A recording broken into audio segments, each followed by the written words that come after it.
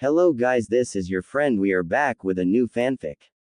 Which is what if Naruto was abandoned by Team 7 during Bell test and he unlocked Direwolf summoning contract part 1.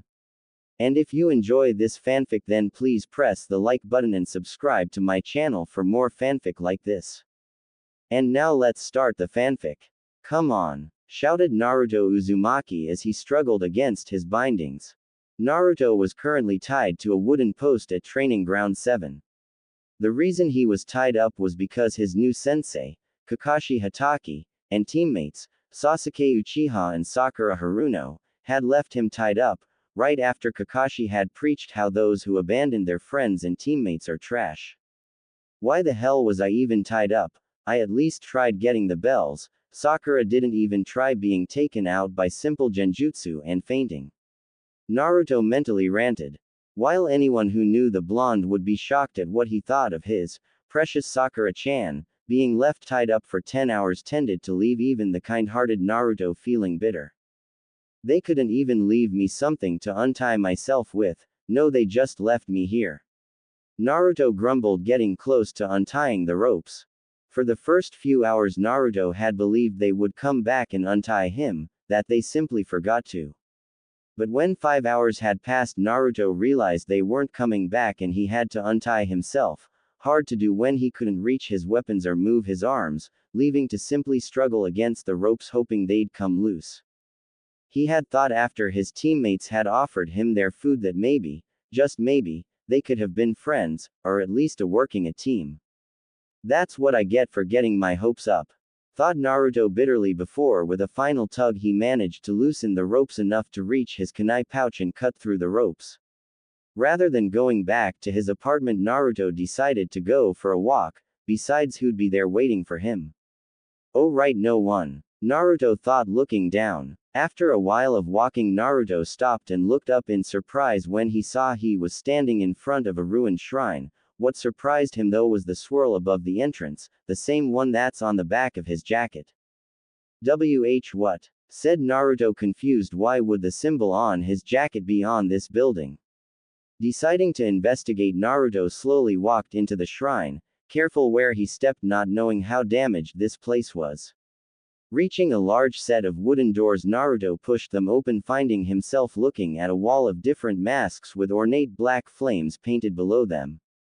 Naruto wasn't sure what it was, but he felt a cold chill run up his spine, sensing a darkness resonating from the masks, or at least one of them.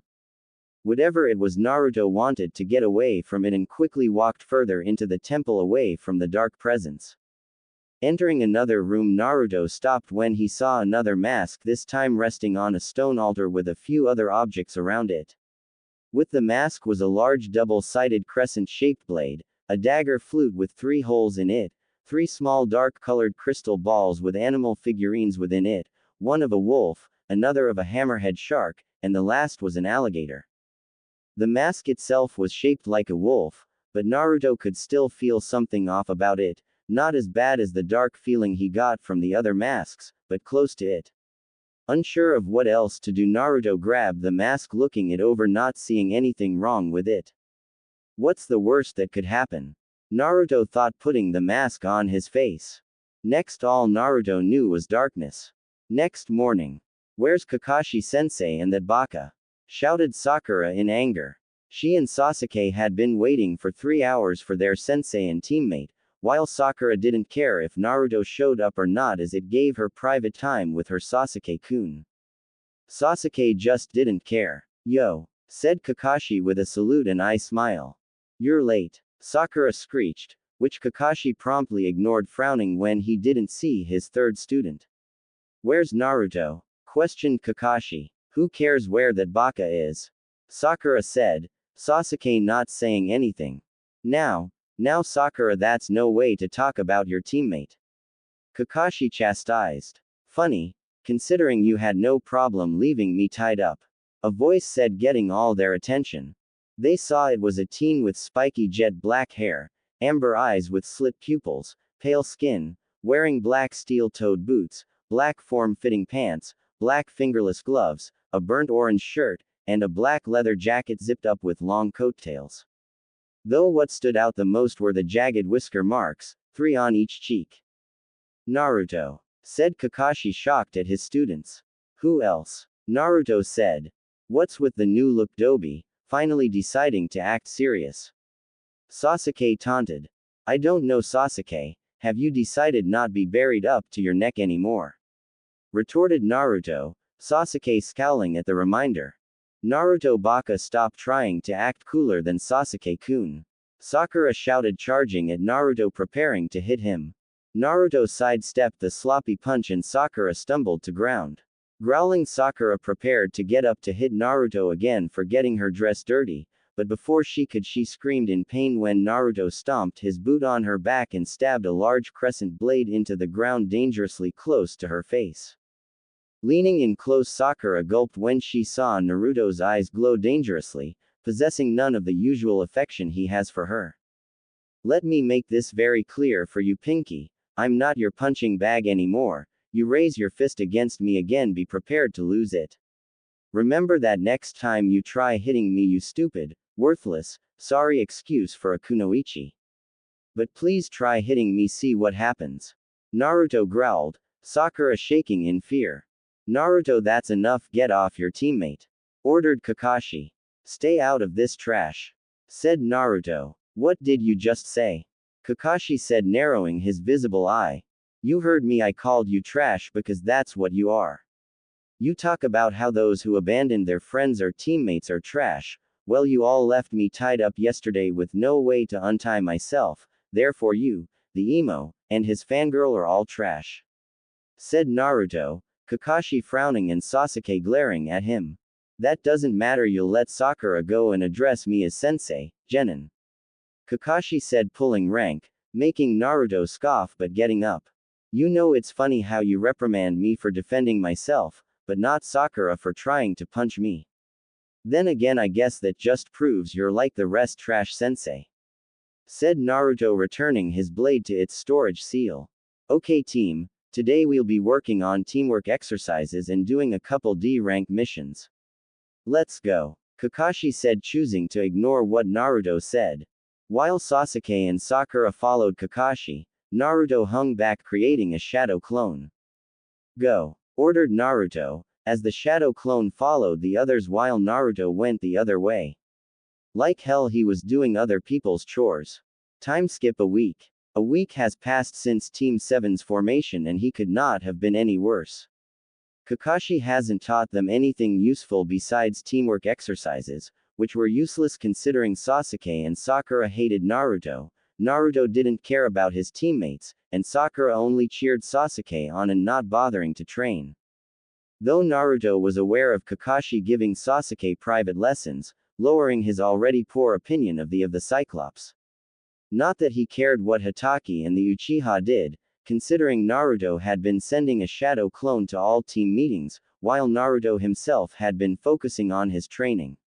Which was improved greatly when he learned everything a shadow clone learns is transferred back to the original, allowing Naruto to get several months' worth of training done in only a few days. He brushed up on his taijutsu, began practicing kenjutsu, and working to master his elemental affinities. It was simple for Naruto, creating 2,000 clones, having 500 work on taijutsu, another 500 work on kenjutsu, another 500 reading up on everything he should have learned in the academy and anything else useful, finally the last 500 split between his affinities. While the real Naruto did physical exercises of 10 laps around the village, 200 push-ups, sit-ups, and pull-ups, all while having gravity seals on his body and clothes. Safe to say Naruto quickly rose to being the strongest in his age group and more than a few Chunin. Currently the real Naruto stood with his team in the Hokage's office. The reason Naruto was here rather than a clone was because he learned Hotake planned to take them on a C-rank mission and Naruto wanted to test his skills. Looking at the Hokage, Naruto couldn't deny the satisfaction he felt when he saw the old man wince when his eyes fell on Naruto. It was understandable considering the conversation they had the morning after his transformation. Flashback. Naruto, are you sure you want this as your new ninja license picture? Sarutobi asked hesitantly, looking between Naruto and his new picture.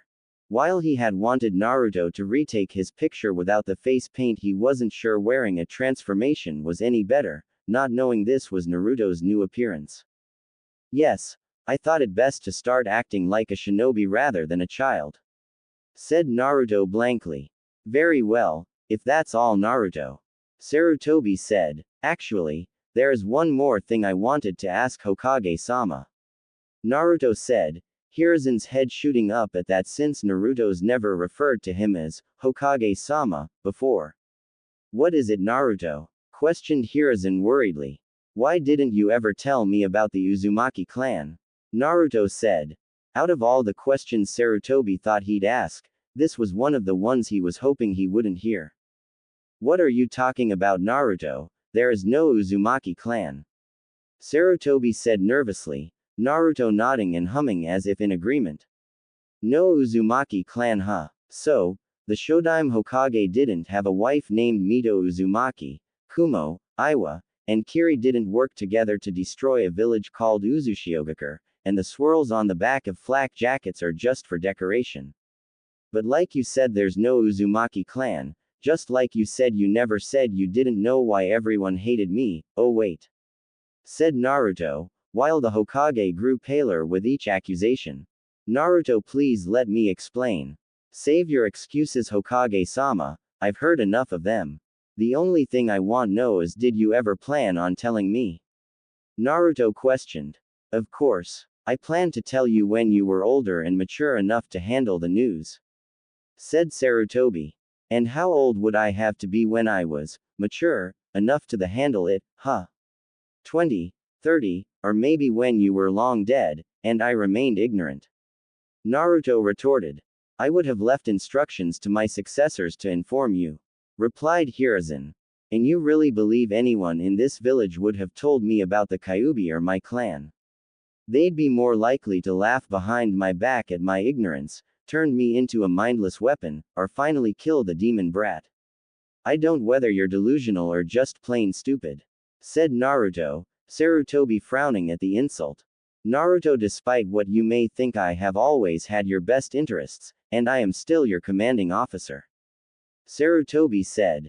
No, you've had this village's best interests. If you cared you would have told me a long time ago, but you didn't. Why were you afraid that I might leave if I found out I had a clan, that you'd lose your precious Jinchuriki, or maybe beneath all that kindness and grandfather persona you hate me just like everyone else in this village, and you love the fact that I was alone, believing I was abandoned because no one would want a demon for a son? Said Naruto. How do I know you haven't kept other things from me, like who, my parents? Naruto said, with the Hokage flinching all the confirmation he needed. That's what I thought. Let me make something very clear to you, Hiruzen Sarutobi. We're not friends, we're not family. I want nothing to do with you anymore. The only time I will interact with you is to receive missions. Nothing more, nothing less, said Naruto, turning to leave. Naruto, I'm sorry, Sarutobi said, Naruto pausing and grabbing the door. Turning his head, the Hokage saw a single glowing yellow eye. Save it for someone who cares, said Naruto, exiting the office. End flashback. The thought of that meeting still hurt the aged Hokage, not for the fact Naruto tore into him and all but said he hated him, but the fact the entire time Naruto never once faltered, not giving away any sign of what he was feeling, maintaining the perfect poker face. It would have been easier if Naruto had gotten angry. Since Naruto was usually terrible at hiding his emotions, the Hokage would have been able to handle it better. Instead, Naruto remained in control the entire time and verbally destroyed one of the strongest people alive. Team 7 here, A for AC rank mission, Hokage-sama. Kakashi said, reading his customary orange book, snapping the Hokage from his thoughts. Right, I have one for you. An escort mission to the land of ancestors.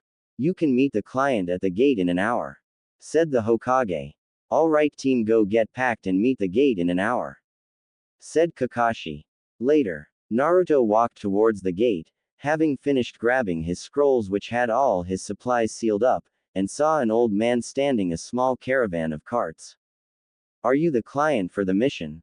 Said Naruto looking at the old man, who turned to see Naruto. Yes, are you one of the ninja that'll be protecting us on our trip to the land of ancestors? The man asked. I am, the rest of my team should be here soon. Replied Naruto. So why are you heading to the land of ancestors? Naruto asked, wanting to get information on this mission. Well, I'm an archaeologist and I wish to explore some ruins there. I have already set up an excavation site but needed more workers and tools. You know, it's even rumored that the land of ancestors was the birthplace of the Sage of Six Paths. Just imagines what kind of artifacts could have been left behind. The man said, with Naruto raising a brow. And you're hoping to see if the sage left anything behind after his time? Well, anything useful, said Naruto, the man nodding. Indeed, anything that might shed some light on the first god of shinobi. By the way, my name is Tenji. Introduced Tenji. Naruto. Naruto replied. They descended into silence until finally the rest of Team 7 arrived. Naruto Baka, what are you doing? Kakashi-sensei said. To get packed. Screeched Sakura, Naruto turning to her boredly. It's called a storage scroll, useful little thing so one doesn't have to carry around heavy bags. I'd have thought the smartest Genin Kunoichi would know. Naruto mocked, wrinkling his nose in disgust. He could smell all of the makeup and beauty products in her bag. How she became a Kunoichi Naruto will never know. Sakura turned red in embarrassment and reared her fist back, prepared to hit Naruto. Mama, Naruto, be nice to your teammates. Now that everyone's here, let's go. Said Kakashi, stopping Sakura. Releasing a tisk, Naruto walked forward as the caravan began moving forward, all while sliding his flute dagger back up his sleeve, not that anyone noticed. Time skip 6 days. Land ancestors. 6 days have passed since Team 7 set out to the land of ancestors and haven't encountered any trouble. Aside from the occasional bandit, though, they were easily dispatched. They were now in the land of ancestors, which didn't have much besides a few forests, rivers, grassy plains, hills, and some mountains in the distance. It left Naruto a little underwhelmed that the Sage of Six Paths' home country was too boring. Seriously, you'd think there'd be something here. Naruto thought in annoyance. Ah, we've finally arrived, said Tenji, snapping Naruto from his thoughts. Looking, he saw they were at the excavation site, where several people were already hard at work digging through an unearthed village. All right, team, form a perimeter around the site and keep in radio contact. Ordered Kakashi, getting a nod and HN from Sakura and Sasuke respectively, while Naruto just walked away. Naruto looked around the excavated village, a little surprised the buildings were still in relatively good condition. He soon arrived at a small compound with a large house and a few smaller buildings, all enclosed in a fenced area. He also found Tenji sorting through several old books and scrolls. Ah, Naruto-san. Come here and look at these, said Tenji, spotting Naruto and waving him over. Going over, Naruto got a closer look at the scrolls, most looking to be about history. Look, if I'm right, these could possibly date back to before even the clan wars. Here, look for yourself, said Tenji excitedly, handing Naruto one before he could say anything. Growling a little at the scroll being shoved in his hands like that, Naruto looked it over. Most of the writing was ineligible, but he could still make out a few words. Asura, Indra, Hagoromo, Otsutsuki. Otsutsuki, maybe a clan. Naruto wondered. So, Tenji, you mind telling me what you left out of the mission request? Asked Naruto, skimming through the scroll while noticing Tenji flinch a little.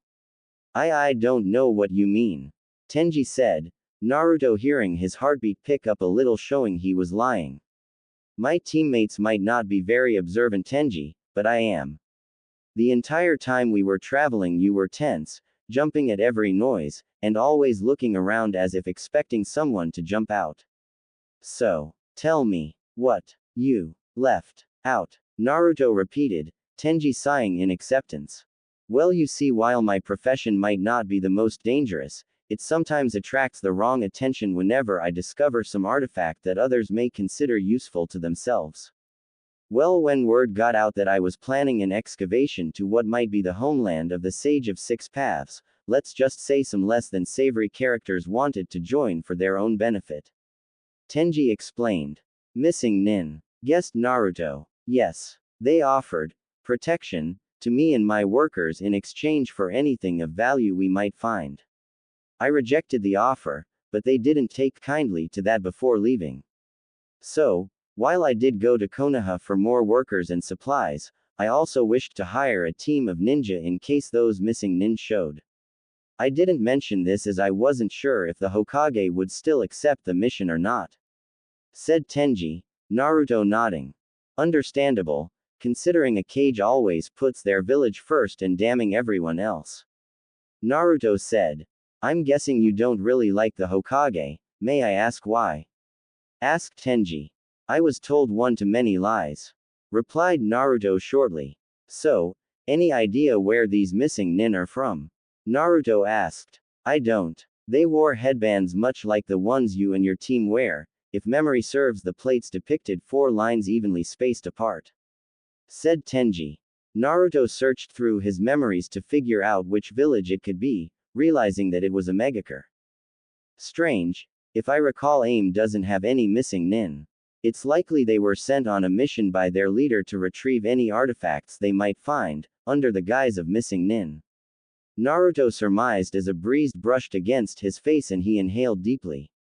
Looking to the side, his eyes glowed and he saw the 4 figures hiding through the trees. Idiots. Thought Naruto, he'll handle them later. So, anything you can tell me about the land of ancestors, any interesting sights? Asked Naruto. Not much really, no one stays long enough to settle. As for sights, well, the only one I can really think of would be the peaks of Demise, over there, see them. Tenji said, pointing to the south where Naruto saw a large grouping of mountains. Something over there, it's powerful. Naruto thought, knowing he'll go there when the time presents itself. Later, Naruto stared up at the full moon, admiring its beauty, all while still keeping his senses sharp for the AIM ninja lurking in the shadows. While he could have easily snuck off and dealt with them earlier, he waited to see what they'd do. The fact that they hadn't just charged out means at least one of them was smart enough to not recklessly engage an unknown enemy, even if 3 of them were children. Doesn't matter, the results will be the same. Thought Naruto, knowing before the night is done they'll all be dead. Standing up, Naruto saw that everyone had gone to sleep, and he knew now was the time to act. Pulling out his flute dagger, Naruto held it up to his mouth and began playing a haunting melody. With AIM ninja. Hidden in the trees were 4 AIM ninja, 3 genin and 1 jonin, having been sent on this mission by their leader Pain to retrieve any artifacts left behind by the Sage of Six Paths. The leader of the team was Aoi Rokusho, a missing nin from Konoha and the one responsible for stealing the Nadaime Hokage's Raijin no Ken. Aoi thought the mission would have been easy: threaten the leader of the expedition to handing over all the artifacts they find, kill any witnesses, then get back to AIM. Now, however, things became complicated with Kakashi Hatake here. While Aoi was confident he could handle him with the Raijin no Ken, he couldn't risk the chance of Hatake sending a message back to Konoha for backup, complicating the mission. Suddenly Aoi was pulled from his thoughts when he heard something along with a fog appearing out of nowhere. The sound increased in volume and Aoi thought it sounded like flute music. Thought Aoi, confused of where the music was coming from. Just then they heard a strangled cry from Kagari and turned immediately to see him, but the 3 were shocked to see a deep slash going across his chest before he fell over dead. Defensive formation, ordered Aoi as he and the remaining 2 genin stood back to back looking around for who could have attacked them. Suddenly Mubi was thrown away and Aoi could only see a black blur before Mubi was bisected. Who's there? Oboro shouted in fear, backing away when a large curved black blade emerged from his chest. When the sword was pulled out, Aoi finally got a look at what had attacked his team and he wished he hadn't. The demon, as that's the only thing Aoi could think it was, had the appearance of a wolf garbed in night black armor, with a yellow gem in the middle of its belt, long gray hair coming out of the back of its head, and wielding a large crescent blade resting on its shoulder. All in all, Aoi hadn't ever seen anything like this before and wished he hadn't. What are you? What in the hell are you? Aoi shouted, backing away. I am the Duke Wolf, Zenaku. And I am your death, said Zenaku, pointing his blade at Aoi. Saint, stay back, said Aoi, pulling out the Raijin and activating it, feeling more confident with the blade. You think that toy will stop me? Zenaku said, walking towards Aoi. Ha, you can't beat me, with the Raijin I'm invincible, shouted Aoi, assured of his success against this beast. Very well, let's see how the Raijin no Ken stands against a blade of wind, said Zenaku, channeling chakra through his blade and began spinning it around. Wind style. Crescent blade, crescent wave, Zenaku shouted, launching several blades of wind at Aoi. Aoi, confident in his sword's power, slashed at the blades of wind. Though he was shocked when the wind blades passed through the Raijin and slashed into body. Aoi had only a second to register the attack before blood exploded out of the slash wounds. How? Aoi muttered in shock. This didn't make sense. How could he have been beaten? With the Raijin he was invincible. You were so assured of that sword's power you forgot the fact, wind beats lightning, and the fact just because you have a powerful weapon makes you strong. It just made you weak, Zenaku said, picking up the deactivated Raijin, while Aoi was still in shock. Don't worry, I'll make sure to find a worthy wielder of this blade. You can die with that knowledge, said Zenaku, as Aoi finally bled out. Storing away the Raijin and his own blade in a storage seal, Zenaku pulled out his flute dagger and began playing, vanishing in a swirl of wind to his next destination. Peaks of Demise. Reappearing, Zenaku put away the instrument and looked around, finding himself in a large valley surrounded by mountains. Though what truly held his attention was the truly massive tree stump with large twisted dragon-shaped roots surrounding it in the very center of the valley. What is this? What could have possibly grown to be this large? Zenaku wondered out loud, preparing to approach the stump. Though before he could take a single step he fell to one knee, holding his head in pain. No, not now, groaned Zenaku as his body began changing, becoming more human. When the change finished, in Zenaku's place was Naruto Uzumaki, panting from exhaustion. Damn it, even after training as Zenaku for weeks I still can't stay in that form for long, Naruto thought. He had also been training as Zenaku, trying to extend the time he could remain as the Duke Wolf. So far, he could remain in that form for 10 minutes. But Naruto was trying to make so he could stay as Zenaku for as long as possible, along with shortening the time it took to transform. Problems for later. For now I need to focus on whatever the hell this is, Naruto thought, turning his attention back to the large stump. Approaching it, Naruto couldn't help but marvel at the sheer size of it, making him wonder just how large the tree that used to grow from it was. Though the closer Naruto got to it, he couldn't deny the dread creeping up on him. Being this close to it, he could feel the chakra it was radiating, as if the entire tree was made of chakra. What are you? Wondered Naruto, reaching out a hand and touching one of the roots. That had been a mistake, as his mind was assaulted by several different visions, of a white-haired woman eating a fruit, a red eye with 3 concentric rings and 9 tomos, 2 men fighting the woman, a man with purple eyes giving people chakra, and finally a monstrous creature with 10 giant tails unleashing an earth-shattering roar. Before it ended, Naruto heard a voice echo in his mind. Absorb me. The god tree, the 10 tails. Absorb everything. Naruto pulled his hand back, gasping at what he just saw and heard. What the hell? Naruto thought, looking at the tree in shock. His shock only increased when a pathway opened up through the roots, hesitant to go down an unknown path, though considering the last time he went into an unknown location he got Zenaku, so maybe he'll get something useful here as well. Though just to be safe, thought Naruto, unsealing his crescent blade. Walking down the path the roots, Naruto kept his senses sharp for any movement. Eventually he came to an open area, in what Naruto could guess was directly under the stump, given all the roots going in and out the walls. In the center of the room was a pedestal with a large scroll, one Naruto recognized as a summoning scroll. What's this doing here? Naruto wondered, sealing his blade now that he sees there's no immediate threat. Going over to the scroll, Naruto lifted it up to see what contract it could be, finding the kanji for the animal summons on the front. Direwolves, said Naruto, a little surprised, having never heard of a direwolf contract. Then again, the only summons ever mentioned in the Konoha library are the snake, toad, slug, dog, and monkey contracts, which Naruto found a little arrogant, as if they ignored the fact there were other summoning contracts. Though Naruto had to decide if he wanted to sign it, considering he already had his Wildzards. Then again, it would be useful to have summons to fall back. Naruto thought. Also, the fact he couldn't think of a better summons for the Duke Wolf to use. I should probably get back now, thought Naruto, sealing the scroll away. No need to let his team find out. Team 7 walked through the gates, having finally reached Konoha, returning from their mission in the Land of Ancestors. After Naruto had killed the AIM team and found the Direwolf contract, he had returned to the excavation site before anyone woke up.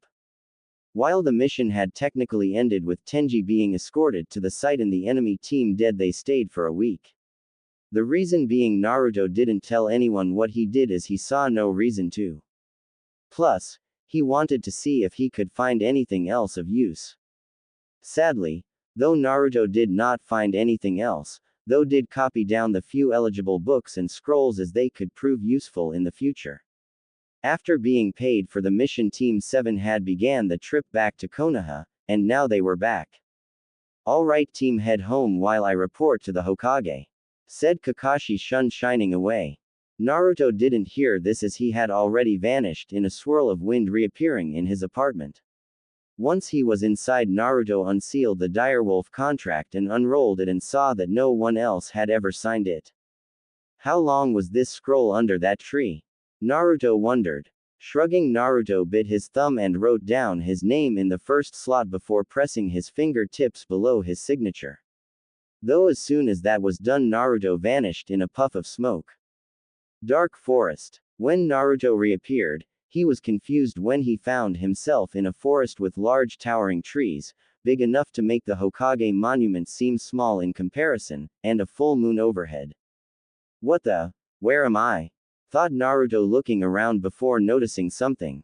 All around him were glowing yellow eyes gazing at him from the darkness, a few releasing growls at him.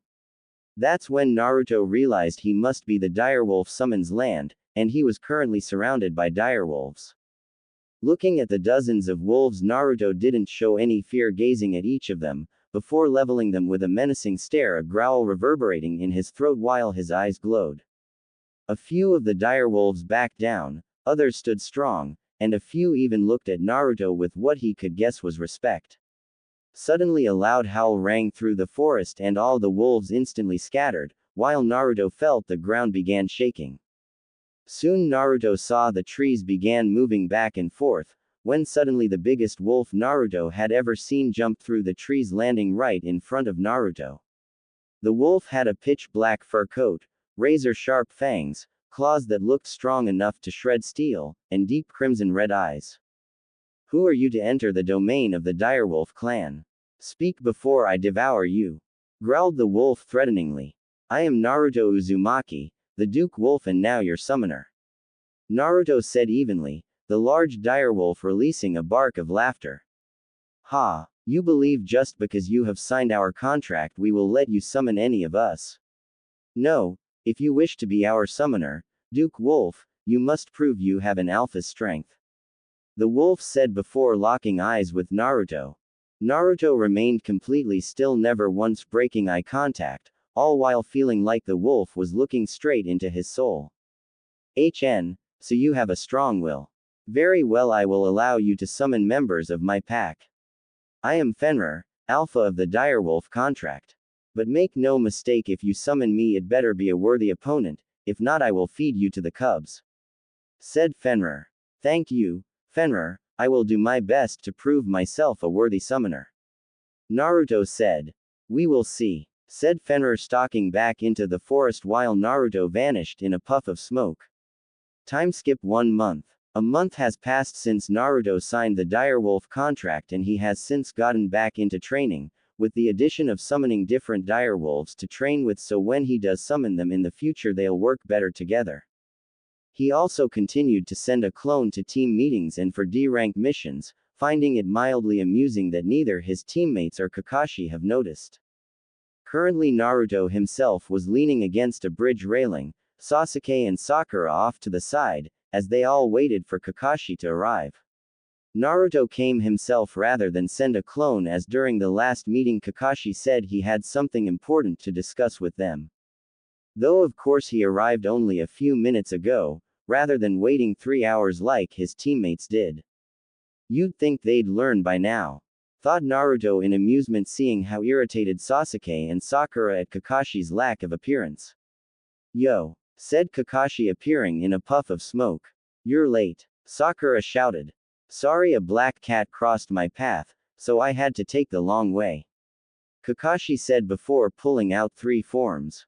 Anyway, I wanted to give you all these, they're slips to enter you in the upcoming Chunin exams, said Kakashi, handing them the slips. Sasuke looked eager at the prospect of going against stronger opponents. Sakura looked unsure, while Naruto.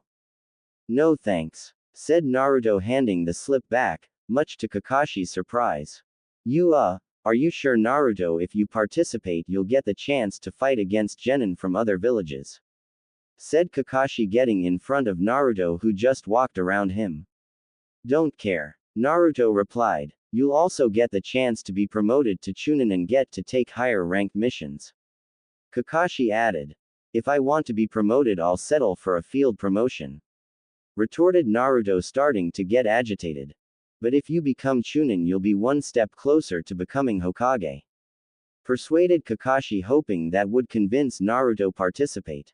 Now scowling, Naruto grabbed the paper, making Kakashi mentally sigh in relief at getting Naruto to participate. Let me make this very clear, Hatake, said Naruto, as before Kakashi's eyes the paper was shredded into thousands of tiny pieces.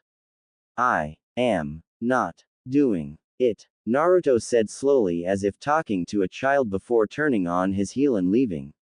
Forget him. If the Dobi doesn't want to participate, that's his problem, said Sasuke, signing his slip. Yeah, he'd just hold us back anyway, Sakura added.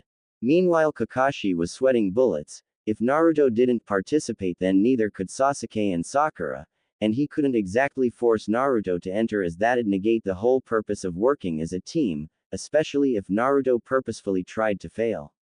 I need to see the Hokage, Kakashi thought, shining away. Meanwhile Naruto walked through the village with an annoyed expression.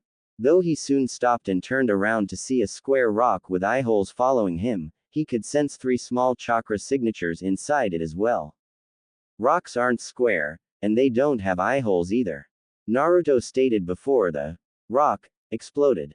I think we used too much smoke, guys, a boy coughed. When the smoke cleared it revealed 3 children, with Naruto recognizing only one as Konohamaru Sarutobi, the Sandame's grandson and his self-proclaimed rival. What do you want, Konohamaru? Said Naruto, as the 3 children looked at him for a moment before jumping up and posing. I'm Moegi, the cutest girl in preschool. I'm Udon, I like math. And I'm Konohamaru, future Hokage. And together we're the Konohamaru Ninja Squad, all 3 said together. Why am I reminded of colored spandex wearing teenagers fighting monsters and saving the planet? Thought Naruto. So, did you want something? Naruto questioned, as despite his problems with the boy's grandfather he didn't hate the boy. Ah, come on boss, aren't you the least bit impressed with our entrance? Said Konohamaru. No, replied Naruto, causing the 3 to face fault. If that's all I'll be on my way, Naruto said before the 3 children ran in front of him.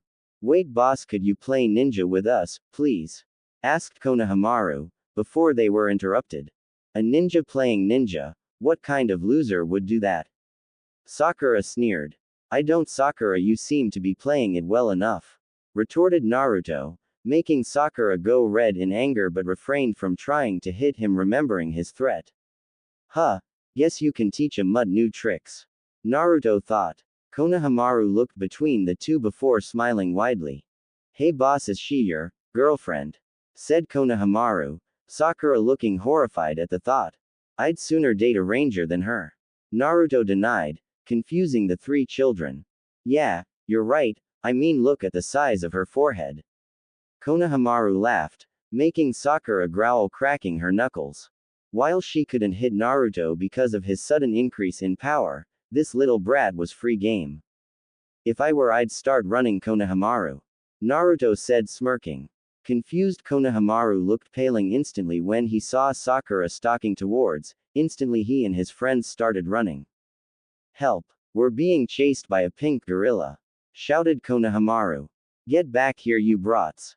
Sakura demanded, chasing after them. I wonder if the punishment for attacking the Hokage's grandson is execution. Thought Naruto, sighing in bliss at the thought. A wolf can dream. Following after them, to make sure Sakura didn't do too much damage, he stopped at an alley, seeing Konohamaru being held by a guy wearing a catsuit and makeup. Watch it, you little brat! The teen shouted. Put him down, Kankuro, or you'll know what he will do. Said the girl next to Kankuro. Relax, Tamari, all I'm gonna do is teach this kid a lesson in manners. Kankuro said, drawing back his fist. Konohamaru closed his eyes in fright, expecting the hit, but it never came. Opening his eyes, he saw Naruto holding his blade at Kankuro's neck. Let the kid go, Naruto ordered, digging his blade into Kankuro's neck. Kankuro paled when he locked eyes with Naruto, and he could see that he wasn't bluffing. Yeah, sure man, just take it easy. Kankuro said, setting Konohamaru down, who ran back to his friends. Good. Now Uchiha and the kid with the gourd get down from the tree. Said Naruto. Naruto baka, there's no one. Sakura stopped when Sasuke jumped down, and a redhead with a large gourd on his back appeared in a swirl of sand between a pale Kankuro and Tamari. You were saying? Naruto said mockingly. Gaara, Kankuro began. Shut up before I kill you. Said Gaara threateningly, making Kankuro step back. Forgive my brother for his behavior. I am Gaara no Sabaku, I would like to know who you are. Gaara said, Sasuke smirking, thinking he was talking to him. I'm Sas. Not you, him. Gaara cut off, pointing to Naruto. Naruto Uzumaki. Introduced Naruto. Hey, you Suna ninja aren't supposed to be here, you're trespassing. Sakura shrieked, getting 4 looks as if she was stupid. I apologize for Haruno. I'm sure you 3 are here for the Chunin exams. Said Naruto. Are they your teammates? Tamari asked. Unfortunately. Naruto replied. I'm sorry for you. Said Tamari, giving him a sympathetic look at having to deal with those 2. Will you be participating in the exams, Uzumaki? Gaara questioned. No, though if you ever wished to we could have a spar. Offered Naruto. Kankuro and Tamari, behind Gaara, waved their arms at him, showing that would be a very bad idea. I may just take you up on that offer. Until next time, Uzumaki. Kankuro, Tamari were leaving. Said Gaara with a faint smirk before and his siblings left. Naruto soon followed, shining away. Main gate. Stupid pedo snake and his 4-eyed fuck buddy. Grumbled an irritated redhead as she walked through the gates into Konoha. The redhead in question was none other than Tayuya of the Sound 4, an elite group that act as bodyguards for Orochimaru. Not that anyone here would know that. The reason for her irritation was due to the fact, rather than being with her teammates, not that she liked any of the bastards guarding Orochimaru, she had been chosen to infiltrate Konoha as a civilian to watch the Chunin exams. She chosen due to the fact out of all the Sound 4 she was the most normal looking. It's not even she hated the mission, what she hated was that she had to pretend to be a weak little civilian girl, and she hated looking weak. Maybe I'll find a nice quiet place to play. Tayuya thought, reaching into her pouch, grabbing her flute. If there's one thing that never failed to calm her down, it was playing her flute. So, with her mind made up, she headed towards where she knew the training grounds would be located, Orochimaru having taught them the layout of the village to better get around it. Eventually she arrived at a deserted training ground. The only sound she could hear was that of a river. Sighing in relief, Tayuya was about to pull her flute out and start playing when she heard something else, though it wasn't the sound of someone training. Is that music? Tayuya thought. Zenaku flute song. It was a beautiful melody, with a haunting undertone. Following where the music was coming from, she soon saw a kid around her age dressed all in black sitting on a rock by the river. She couldn't see his face but could see he was playing a strangely shaped flute. Looks like a dagger, thought Tayuya, the corners of her mouth twitching up. A dagger flute, she'll have to look into getting one. Tayuya remained hidden listening to the music, never noticing the amber eyes that turned to look at her. Soon the song came to an end and Tayuya opened her eyes, never realizing she closed them, and saw she was now looking directly into amber eyes. For a moment neither said anything, while Tayuya took in the boy's appearance: wild spiky black hair, pale skin, 3 jagged whisker marks, and stoic amber eyes with slit pupils gazing at her, though she could see a spark of amusement in them. Did you like it? The boy asked. Yeah, it was really beautiful, Tayuya said honestly without her usual crassness. Well, thank you. Do you play? Questioned the boy. Yes, for as long as I could remember, replied Tayuya, pulling out her flute. I've only recently started. By the way, I'm Naruto, introduced Naruto, getting up and walking over to her. Tayuya replied. Naruto smiled before grabbing Tayuya's hand and kissing it.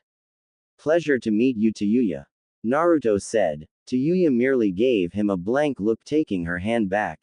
If you're expecting me to blush like some prissy little girl, you'll have to try a lot harder than that shithead, Tayuya said. She may like his flute playing, but she wasn't going to swoon over him like some fangirl. Good, if you were like that I'd have already left, responded Naruto, smirking. So, what brings you to Konoha? Naruto asked. Me and my family are here to see the upcoming Chunin exams. Are you a participant? I'm only asking because you have a forehead protector, said Tayuya, acting the part of a naive civilian. No, I'm not participating, though I'm sure my teammates will be, Naruto said, his hands clasped behind him. But it's required for all team members to enter, said Tayuya before mentally cursing herself. Naruto gave Tayuya a side glance, curious how a civilian knew such information. Of course, he wasn't foolish enough to believe she was just a mere civilian, given the way he could see her shoulders tense up every so often, her high Chunin level chakra pools, and the scent of blood on her. Though he wasn't going to call her out on it. True, but knowing Hatake, he'll find a way to get his precious Uchiha into the exams, sneered Naruto. Uchiha? Ah, you gotta be kidding me, he's the pink-eyed emo's teammate. But wait, I thought the Uchiha's teammate was some blonde loudmouth, Tayuya thought, looking at Naruto and trying to picture him as what Orochimaru's reports said he was supposed to look like. So, I'm guessing you don't get along with your team, stated Tayuya. Nope. My teammates see me as dead weight, my sensei plays favorites with the Uchiha, and I honestly don't care about them, Naruto said. That made Tayuya grimace. While she knew none of the Sound Four liked each other, they were at least able to put aside their differences to work together. Or more accurately, they were afraid of what Orochimaru would do to them should they ever mess up. Well, see you later, shithead, said Tayuya, turning to walk away. Can I hear you play sometime? Naruto asked before she got far. Turning her head, Tayuya gave him a smirk. Maybe if you're lucky enough, said Tayuya before exiting the training ground, leaving an amused Naruto. Time skip 3 days asterisk. 3 days had passed since Naruto met Tayuya and things had been relatively normal, though strangely enough Kakashi hadn't called a team meeting since he rejected the chance to enter the Chunin exams. Not that Naruto was complaining, as he'd prefer not seeing his team, even if only through his clone's memories.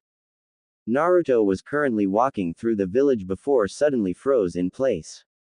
Quickly he unsealed his blade and turned around, slashing at a black and white lion which dissolved upon being hit. Ink, Naruto thought with a frown, seeing the remains of the lion. His danger senses flared again as he jumped into the air, seeing more ink creatures. Going through hand signs, made a claw motion with his hand. Wind style. Tearing claws. Naruto said, swiping his hand, unleashing claw-shaped blades of wind that sliced through the creatures. That seems like that last of them. Now where's the creator? There. Naruto thought, spotting someone sitting on a rooftop with a scroll and brush out. Don't even think about it, said Naruto, appearing behind the stranger with his blade at their neck before they could draw more creatures. What? I didn't even see him move. The stranger thought before seeing the Naruto in front of him phased out of existence. To be able to move at such speeds to leave an afterimage several moments after moving. Amazing, thought the stranger. Swift style. Afterimage jutsu. Naruto thought, smirking. Getting up, ignoring the blade at his throat, the stranger turned to Naruto. Ah, forgive me, I simply wished to test your fighting abilities, the stranger said with a fake smile, making Naruto raise a brow. And from my analysis you must have a large, or at least bigger than, said the stranger. Out of everything Naruto expected, that wasn't one of them. Though he did take a step away from the person. Who are you? Questioned Naruto, getting back on topic. Forgive me, I am Sai, your replacement for Team 7. It is nice to meet Naruto-kun. Sai introduced with that same fake smile. So, that explains why Hatake hasn't called any team meetings. Strangely, I'm not surprised. Naruto thought. Good for you, though if you want my advice, watch your back around the Uchiha and his lapdog, otherwise they won't hesitate to drive a kunai through it to save themselves, said Naruto. Thank you for the advice, but I don't believe I have to worry about Ugly, and they were both very weak when I tested them, replied Sai. Naruto snorting in amusement. Careful, new guy, people might think you have a sense of humor, Naruto said, vanishing in a swirl of wind. He is stronger than he lets on. Danzo-sama must be informed, thought Sai Shun, shining away. Hokage's office. Sarutobi was hard at work organizing the Chunin exams with all the foreign teams and delegations that will arrive for the finals. So when was I going to be informed I wasn't on Team 7 anymore? Naruto's voice cut through, shocking the Hokage, having not sensed him. Though when his words sunk in Hiruzen paled. Now Naruto. After the Chunin exams, during the exams, and I was asked why I wasn't with my team, or maybe you never intended to tell me and let me remain ignorant. That's what you do best, isn't it, Hokage-sama, leaving me in the dark about everything? Interrupted Naruto. If you would just, you know something, I'm not even mad or upset, as really this isn't a surprise. Hatake made it no secret he favored the Uchiha, and Kami forbid anyone from stopping the precious Uchiha not getting what he wants. But really, I should thank the Scarecrow, and you as well, for agreeing to replace me. It'd make this decision a whole lot easier, Naruto said. Then, to Sarutobi's shock and horror, Naruto ripped his forehead protector off before snapping it in half and throwing it on the Hokage's desk. Consider that my resignation, said Naruto before leaving, the door slamming closed, causing the picture of the Yondaime to fall and hit the floor. Hiruzen couldn't help but find it symbolic, with Naruto breaking both his headband and his father's portrait, but moreover he was fearful of what this could mean for the future. With Naruto. Wind style. Crescent wave, said Naruto, unleashing a blade of wind against a training post, slicing it to pieces. What's got your panties in a twist?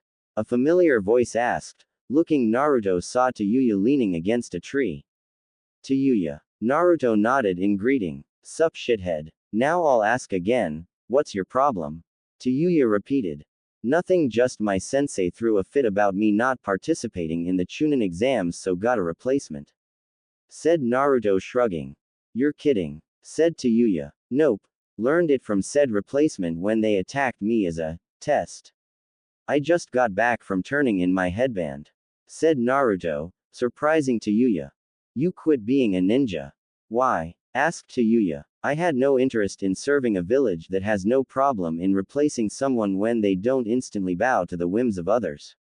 Besides, this way they can't touch me, as now I'm technically a civilian, I can leave whenever I want, Naruto said with a smirk. And are you? Tayuya questioned, wondering if she could persuade him to join Oto. Not yet, maybe after the Chunin exams. After that, I don't know, I don't like staying in one place for too long. Said Naruto, which was true, as the only reason he stayed in Konoha for so long was because he had nowhere else to go. Now he didn't care where he went, but one thing he knew for certain was Wind Style, Great Breakthrough. Water Style, Water Bullet. Lightning Style, Lightning Beast Tracking Fang.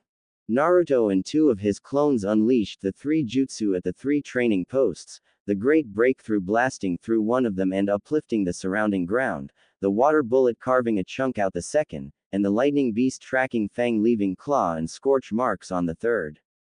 Tayuya whistled in amazement at watching the three destructive jutsu.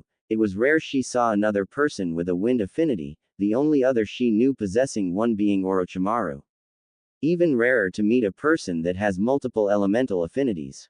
5 days have passed since Naruto turned in his headband. Since then he has either spent his time training or hanging out with Tayuya. Despite knowing each other for a short amount of time, Naruto has grown to consider Tayuya precious to him. It was strange they hardly knew each other or anything about the other, yet they both felt comfortable around each other.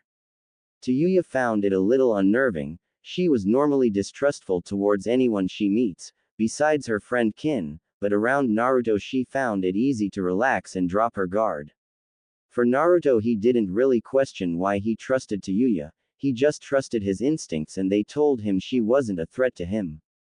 Though neither would deny it was nice to have someone to talk to, for Tayuya not having to go crazy waiting for the invasion or if she'll be discovered, captured, and interrogated. While Naruto simply didn't care enough for anyone in Konoha to talk with them. Besides spending time with Tayuya, Naruto also focused on training, doing the same regimen he had started since acquiring his new powers, though he created an additional 100 clones to begin learning Fuinjutsu. It was an art hardly anyone practiced or knew about, but Naruto figured if Fuinjutsu was powerful enough to seal the Kyuubi, it was definitely worth learning. Though turns out he seemed to have a natural affinity for seals.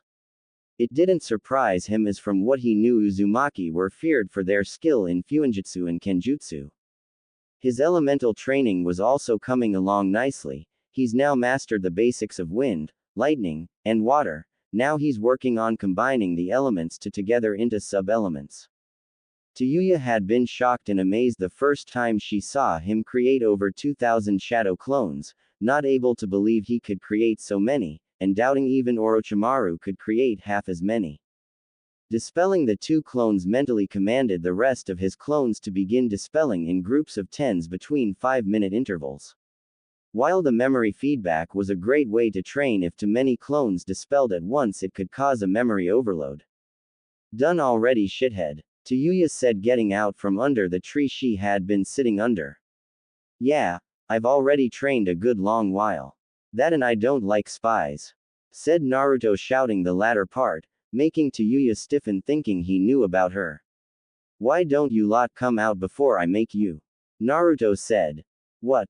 Tayuya thought, confused, though it became clear when 8 ANBU wearing blank masks with the kanji for "nay" on them jumped out and surrounded Naruto. Naruto, Uzumaki, our master wishes to speak with you. Come quietly or we will use force. One ANBU said blankly. HMPH, really?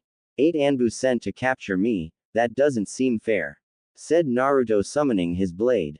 Then you will come quietly and you and your friend will not be harmed. The same ANBU said, Naruto smirking in response. Suddenly 3 of the ANBU's ankles were grabbed and pulled underground up to their necks, before their heads were removed from their shoulders by 3 clones emerging from the ground. I meant fair for you. Swift style. Afterimage jutsu. Naruto said, vanishing in a burst of speed before suddenly reappearing all around the ANBU, attacking from various angles, all while leaving several afterimages. Whoa. Tayuya thought, not able to tell where the real Naruto was and what were afterimages, as they were all in constant motion. She was also relieved that Naruto appears to have this handled. While she can't blow her cover, she also wasn't about to allow her friend, she guessed, to be taken by these bastards. Though Tayuya's danger senses immediately flared, forcing her to jump back. Looking, she saw 5 more ANBU with their sword drawn.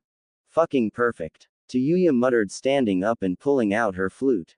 Fine then, you dumbasses wanna play, I'll play you all a melody of death. Demonic flute. Phantom sound chains. Tayuya said before beginning to play her flute and casting her genjutsu.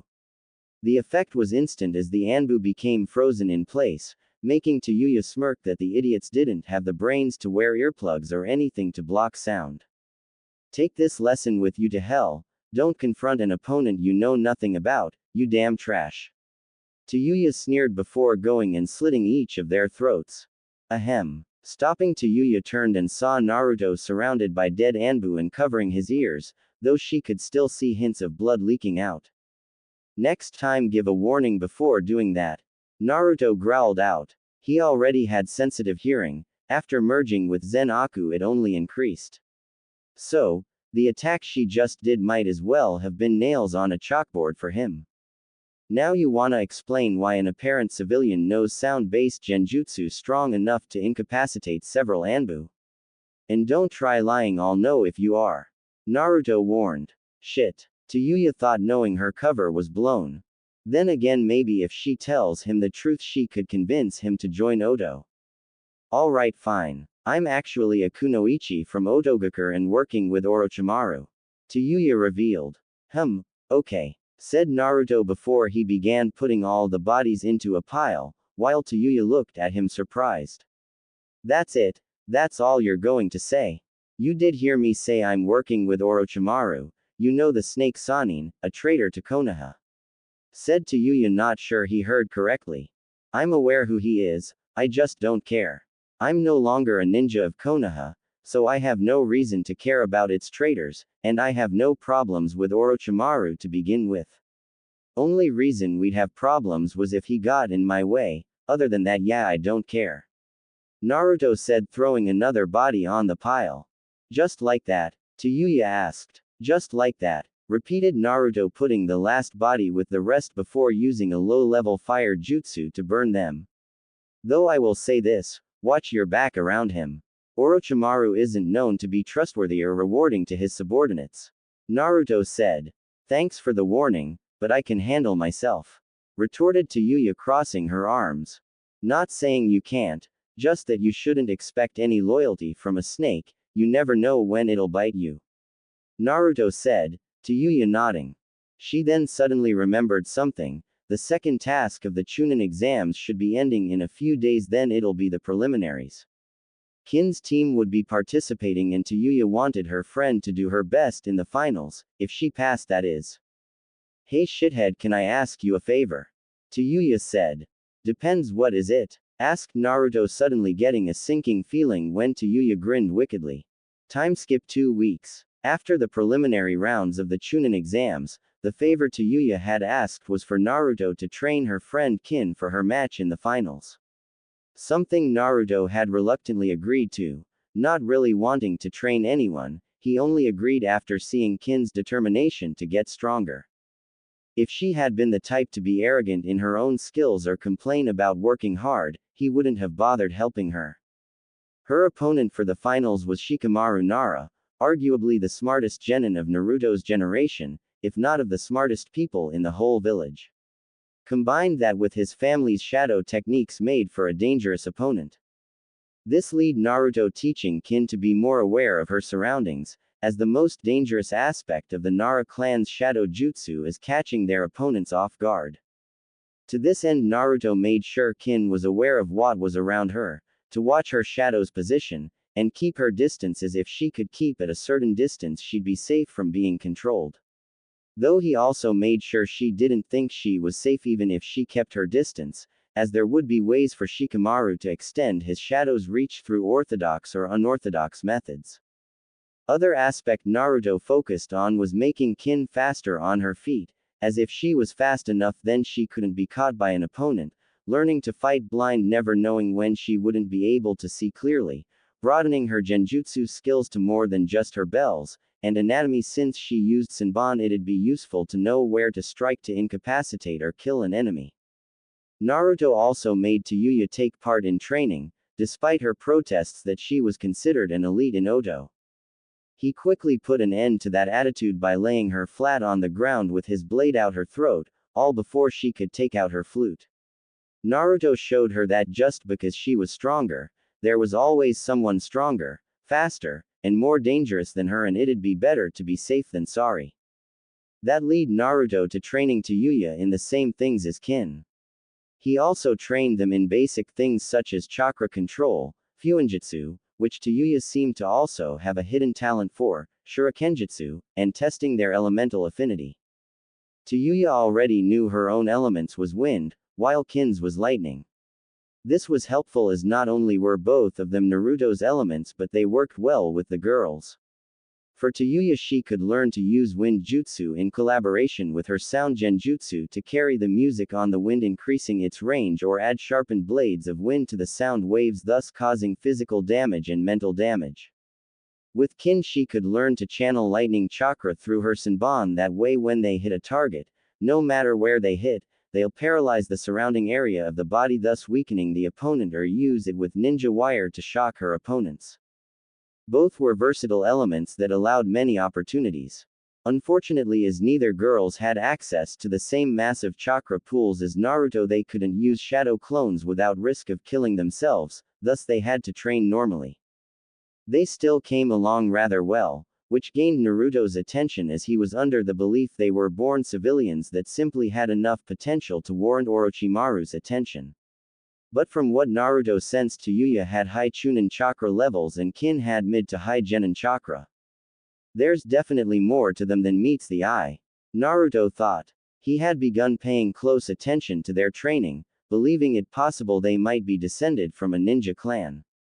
Naruto noted immediately Tayuya had a knack for fuinjutsu, to the same extent as himself, which was rare, as the few fuinjutsu users took months, even years, to master the art, unless they were a natural prodigy at the skill or were an Uzumaki.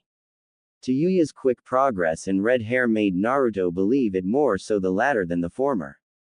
Kin, on the other hand, seemed to thrive in all combat-oriented skills and was advancing at a surprising rate, though being best at ninjutsu and genjutsu, along surprising skill at using shuriken.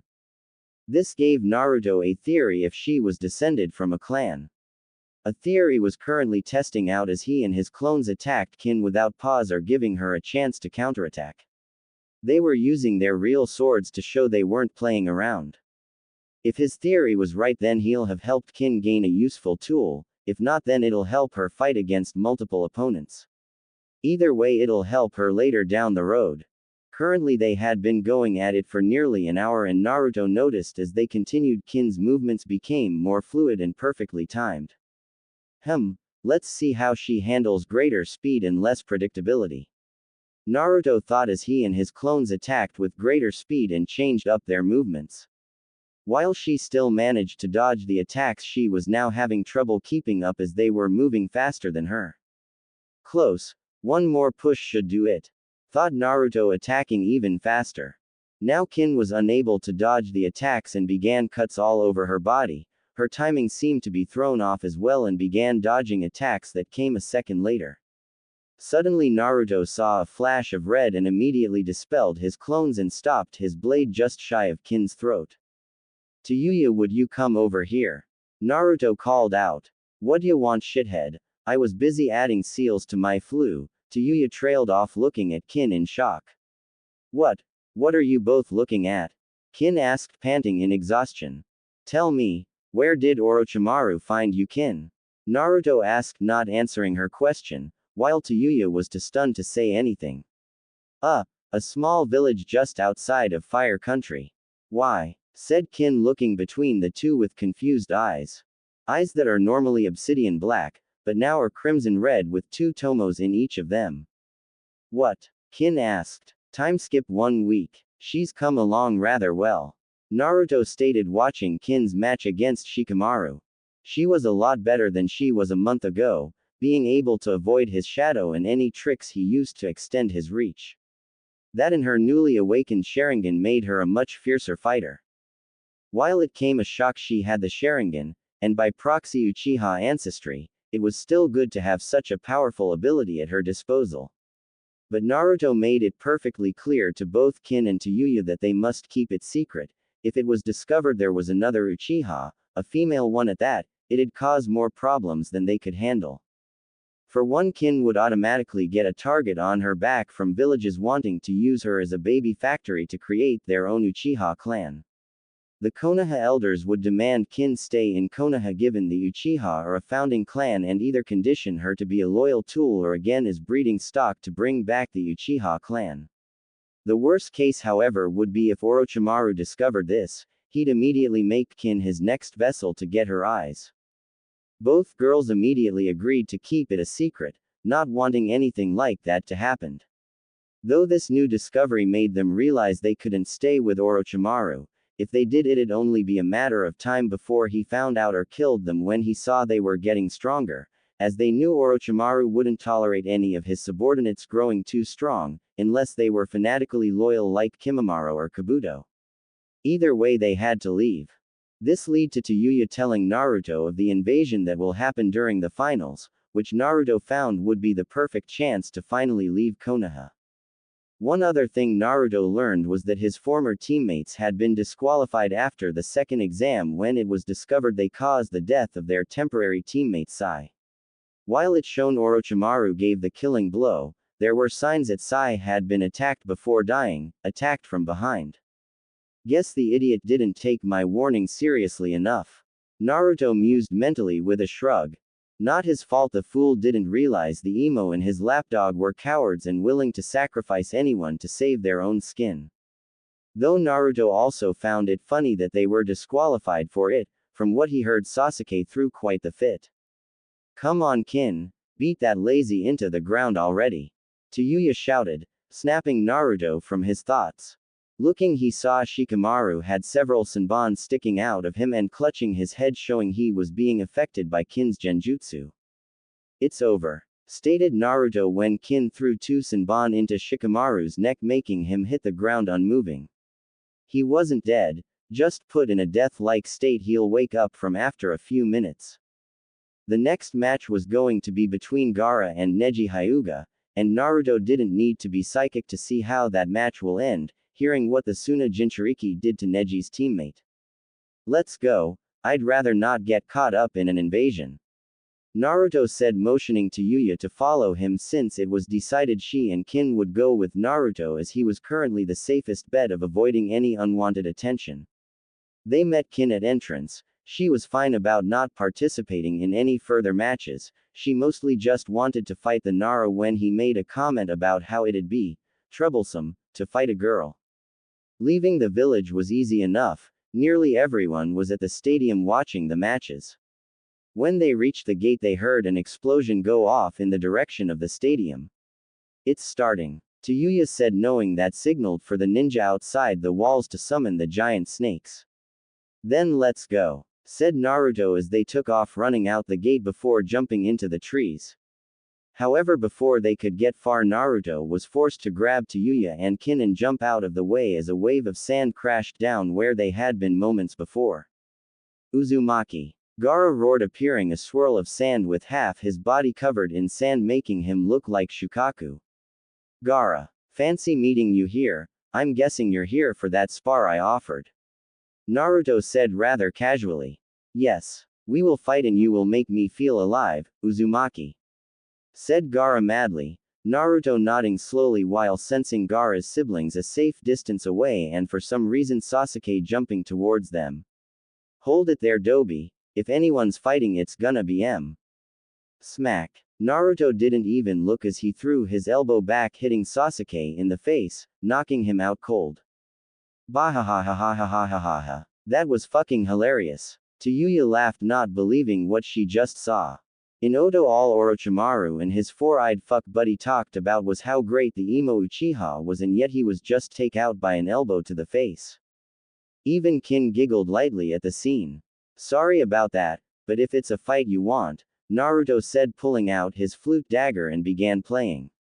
Black smoke began wrapping around him, transforming him. Before standing in Naruto's place was Zenaku. Tayuya and Kin were surprised, not having seen Naruto do this before. It's a fight you'll get, said Zenaku. Yes, this power, I felt it before. Your death will truly prove my existence. Feigning sleep jutsu, Gaara said, slumping forward. Instantly large amounts of sand began swirling around Gaara, lifting him into the air and taking shape. HMPH, he's releasing his tailed beast already. Fine, then two can play at that game, said Zenaku, pulling out his animal crystals and putting them in the slots on his flute. Dark Wizards, arise, Zenaku called out before he began playing. Those present watched in shock as a large metallic wolf, hammerhead shark, and alligator appeared. What the hell? Kin said in shock and amazement.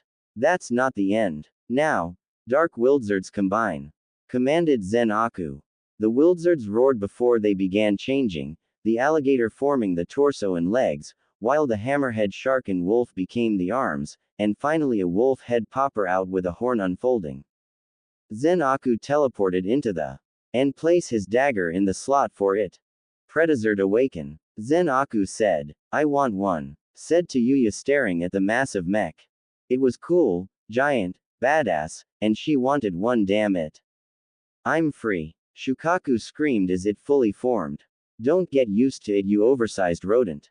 Crescent boomerang. Zenaku said as the Predator grabbed the crescent blade on top of the alligator Zord's head and threw it at Shukaku.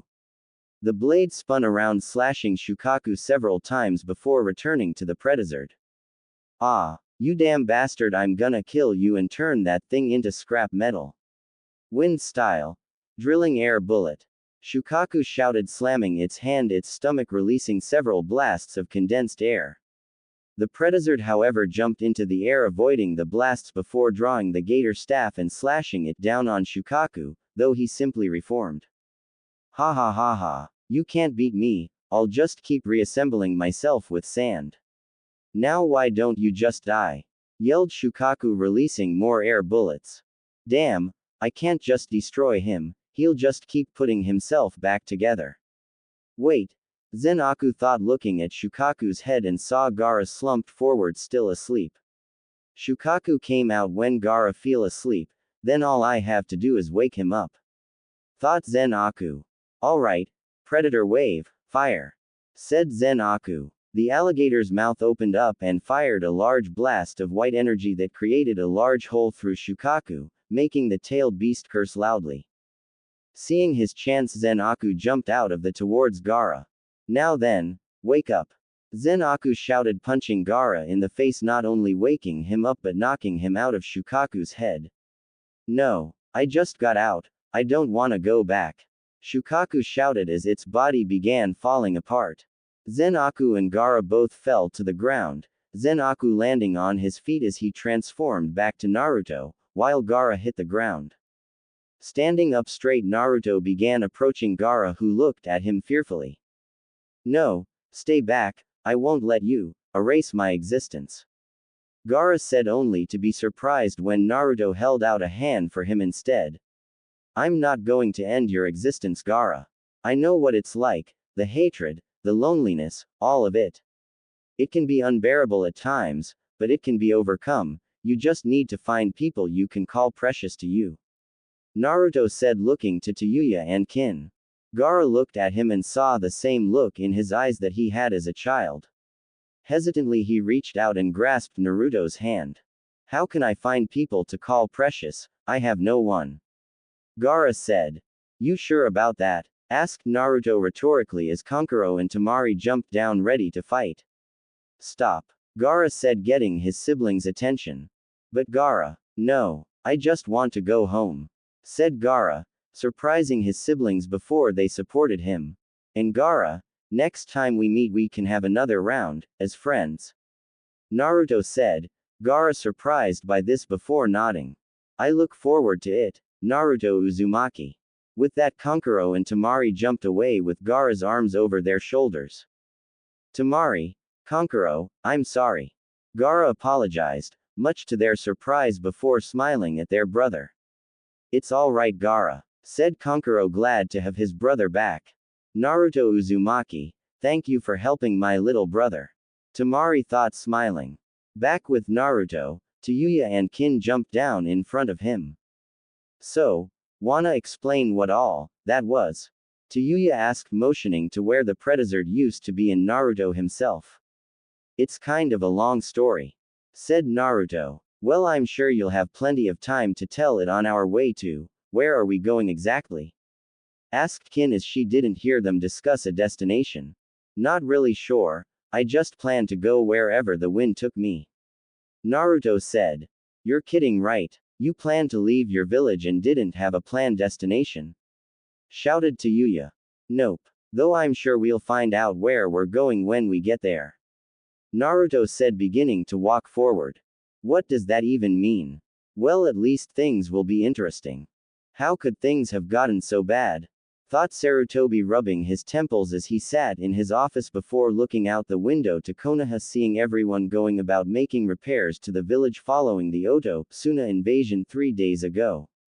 Hiruzen still couldn't believe he had let Orochimaru slip into his village right under his nose, even more that he killed the Kazekage and would have killed him as well had it not been for a sheer amount of luck. He had been taken hostage by Orochimaru, then locked in a barrier with his former student. Sarutobi had been fully prepared to die in that moment, as long as it meant taking Orochimaru down with him. But then the strangest, or luckiest depending on your view, thing happened. One of the Oto ninja holding up the barrier dispelled into a puff of smoke, showing it had been a shadow clone the entire time.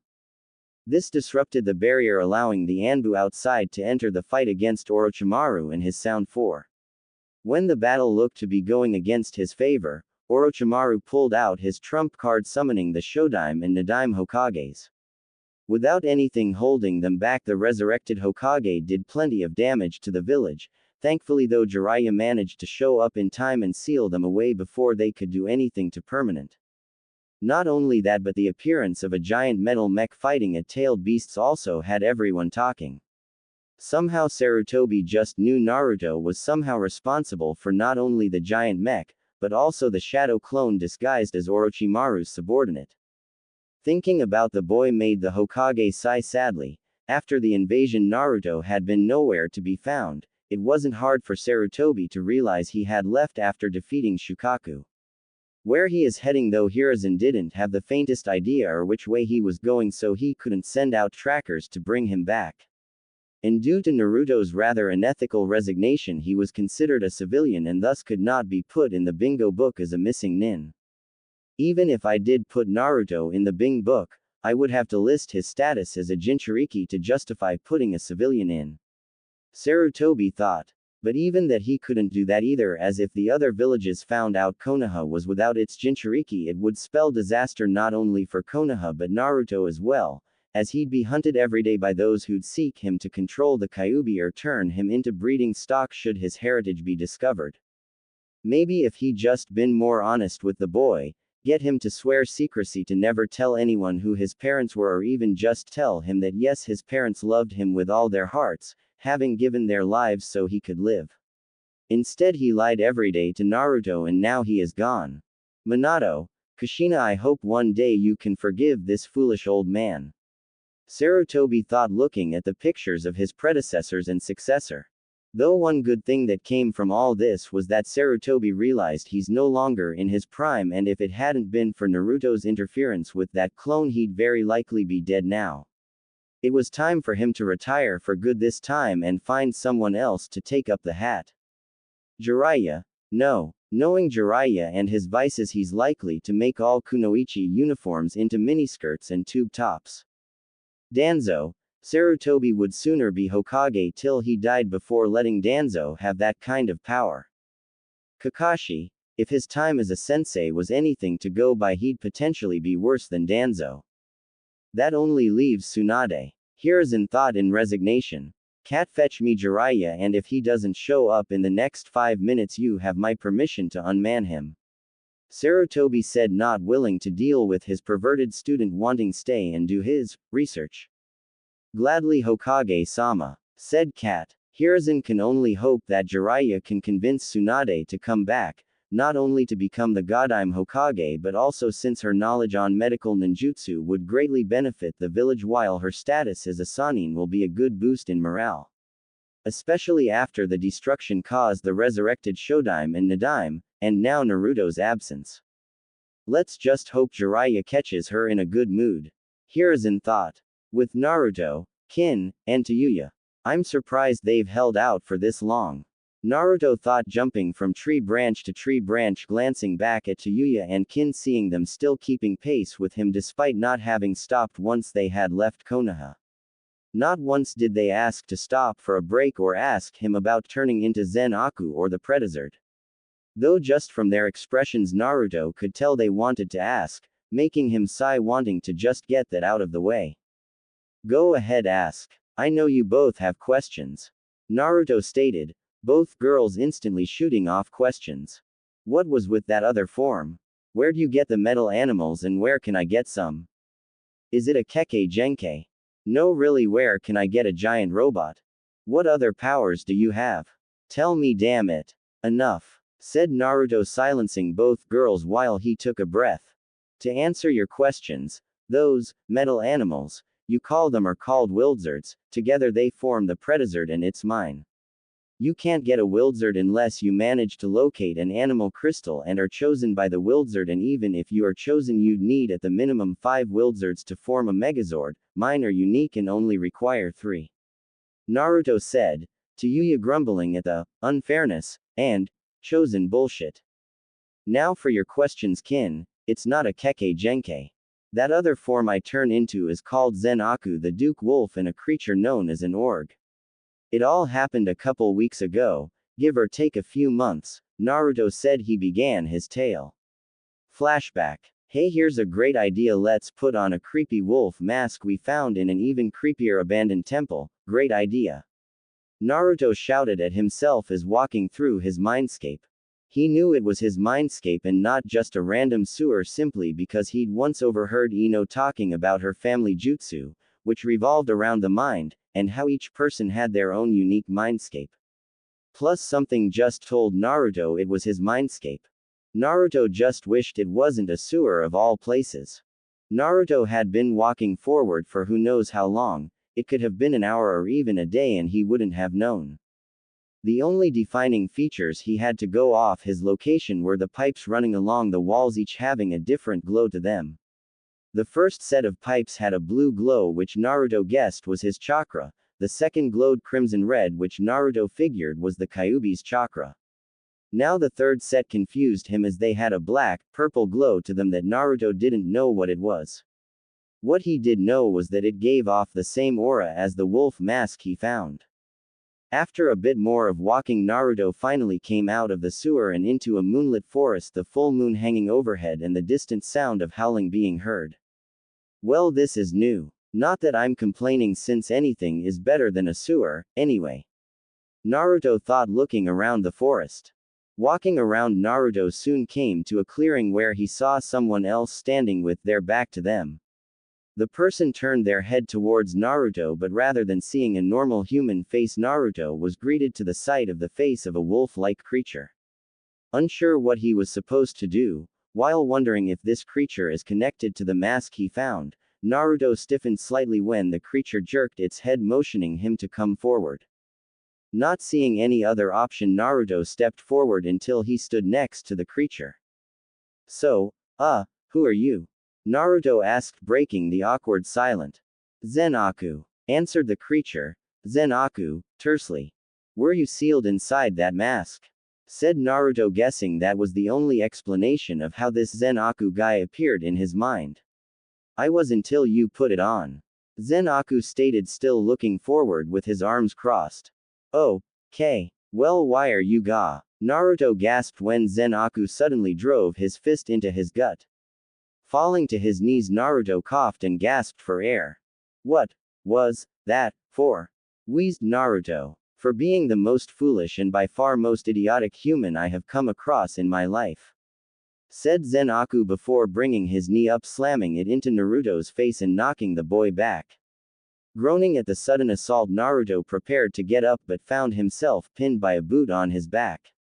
Turning his head, he saw Zenaku's amber eyes glaring at him with a menacing glow while he held a large crescent blade in his hand, the same blade Naruto saw in the temple. You know, normally when someone puts on my mask I would just take over their body while erasing their presence so they couldn't try retaking control. But you, I doubt I'd have to even try in suppressing and locking you away into the deepest recesses of your mind, all while making you watch as I slaughtered everyone in that village. And there wouldn't be a damn thing you or anyone could do to stop me. Zenaku threatened, Naruto gulping, not doubting this creature could do just that and be on his merry way. And you wanna know why? Zenaku asked rhetorically, grabbing Naruto by the back of his jacket before slamming his knee into his chest. It's because you're weak. An elbow was smashed into Naruto's back. Pathetic. An uppercut to his chin, dazing the boy. Worthless. Naruto's head was smashed into a tree as Zenaku's hand was wrapped around his throat. And most of all, you are nothing, stated Zenaku while flexing his free hand, releasing his claws. Really, killing you would be a mercy. As you are now, you wouldn't last a day in the world outside those village walls. Zenaku finished, raising his hand to end the brat. Though before his claws could puncture Naruto's chest, his wrist was grabbed by another clawed hand. A little surprised at this, Zenaku looked to see Naruto's eyes were now crimson red with slit pupils glaring straight at him. Grabbing his other hand, Naruto pried it off his throat while Zenaku was surprised when he couldn't break his grip on his wrists. You can beat me, insult me, you can even kill me. But don't ever. Naruto growled out, his appearance becoming more feral before he released Zenaku's wrist and reared his fist back. Call me nothing, roared Naruto, slamming his fist into Zenaku's face, sending the Duke Wolf flying back, crashing through a tree. While surprised at the kid's sudden strength, Zenaku was also somewhat impressed. Guess he isn't completely worthless. Zenaku thought, seeing Naruto coming towards him before pulling his fist back to deliver another punch. But this time he was prepared and caught the brat's fist, then to Naruto's confusion he shook his hand. Zenaku. Introduced Zenaku again. Naruto Uzumaki. Naruto said, confused at what just happened as his appearance returned to normal. Well, Naruto Uzumaki, there might just be a fighter in you after all, said Zenaku, taking a few steps back. Thank you. What happens now then? Naruto asked, since he still had that mask on and this guy in his head. Now, I make you into something resembling a half-decent warrior. So you better prepare yourself, cause I don't pull my punches. Zenaku said, summoning his blade again. End flashback. For 3 years in my mindscape, Zenaku trained me in everything he knew, along with gifting me several sub-elements in the form of ice, swift, storm, and typhoon. He also taught me his sword style, how to pilot the Predazord, along with passing everything he knew on to me. And when my training was complete, we merged. Now I am Zenaku. Naruto finished, Tayuya and Kin looking at him, surprised at his tale. Wait, 3 years, how did that work exactly? Kin asked. It's called image training. It's where someone would close their eyes and imagine fighting someone else as if it was a real battle. As I was trained within my mindscape, I could make a couple hours in the real world into 3 years in my mindscape. It's also good to learn control and meditation. The only downside that while you gain all the muscle memory and control from the training, your physical body has to be trained up to the same standard as you were after finishing the image training, otherwise anything you learn is useless if you can't properly utilize it, said Naruto with a frown. It was why he always left a clone with his teammates while he trained on his own. He wanted to get his abilities up to what they were in his mind. You could have the power of a god, but it's useless unless you know how to use that power. That was one of Zenaku's many lessons to make sure Naruto didn't become arrogant in his new powers. The girls were amazed at such a training regimen. They could train for potentially years in just a few hours. So, any more questions? Naruto asked. Yeah, why did this Zenaku guy merge with you or even train you for that matter when he could have just taken over your body? Tayuya asked, wondering what'd be the point in training someone to succeed you when you could just possess them. He was fulfilling a promise he made, answered Naruto, not explaining any further. Nothing more was said as they continued on their way, though both girls were curious of just who Zenaku made a promise to that he'd willingly merge with Naruto, effectively erasing his own existence. Time skip 2 days. Alright shithead, we've been traveling for 5 days now and haven't once stopped for a break. Now I'm only going to ask this once, and if I don't get a straight answer I will shove my sandals so far up your. We're here, said Naruto, cutting Tayuya off. You're doing that on fucking purpose, aren't you? Tayuya said, looking at Naruto with narrowed eyes, just knowing he's purposefully trying to piss her off now. Well, where is? Here, exactly. 'Cause I don't see anything. Kin said, looking around, only seeing the cliff they were standing on overlooking the ocean, while Naruto shook his head. Not here, there, said Naruto, pointing off in the distance to a group of islands. And exactly as over there? Demanded Tayuya. The ruins of Uzushiogakure. Naruto answered before jumping off the cliff and immediately started running across the water. Hey, wait for us, shouted Tayuya, jumping off, followed by Kin as they caught up to him. Running alongside Naruto, the three began approaching the islands, but as they got closer, Tayuya and Kin noticed several whirlpools surrounding the islands. How are we supposed to get past those? Kin asked over the sound of the whirlpools. They were moving too fast to be able to run across and too wide to jump across. Rather than respond, Naruto went through several hand signs before slamming his hand on the surface of the water. Then, to the shock of the girls, the whirlpools began shrinking until they were small enough to run between. How did you? No time to explain, we have to get across before the whirlpools activate again.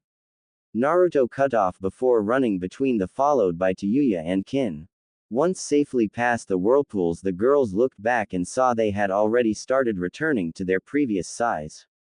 Finally they reached one of the islands and run up the cliffside, jumping to solid ground.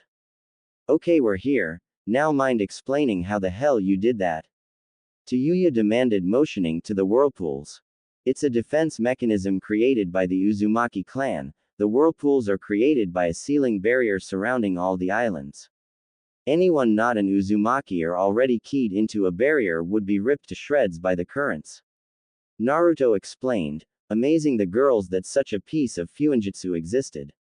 Unfortunately, while it was an incredible creation, it wasn't perfect, given someone with a high mastery of water ninjutsu could slow down the whirlpools enough to allow enemies to enter, or Jinchuriki with control of their tailed beast can easily bypass as well.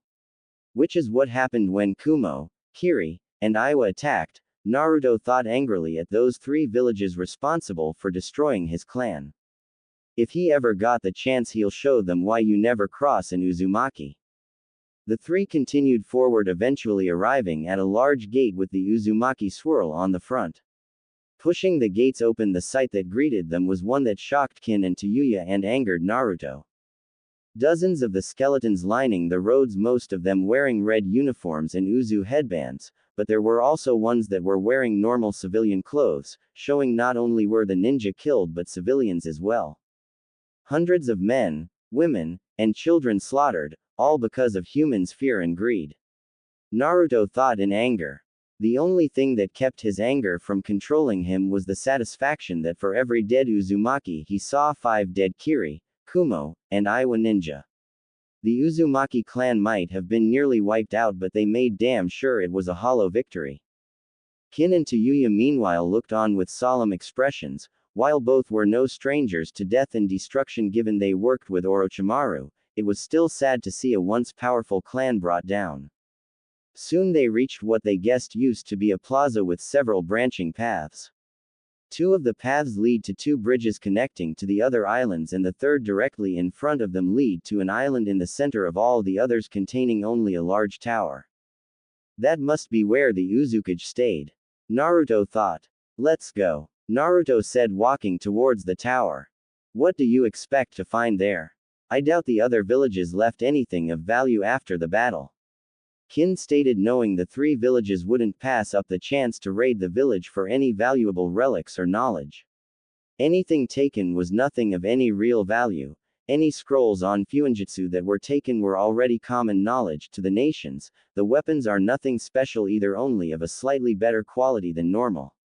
No, the real treasures are locked away in the Uzukage Tower, where no one could steal them and only an Uzumaki could access them, said Naruto, remembering everything Zenaku told him. Walking across the bridge, the teens looked up at the large tower, seeing it was as tall as 5 cage towers stacked on top of each other, before heading inside. The first thing they saw was what looked like a reception area and a door. Going through the door led them to a room which they guessed was meant to be a stairwell, with only one glaring problem. Where the fuck are the stairs?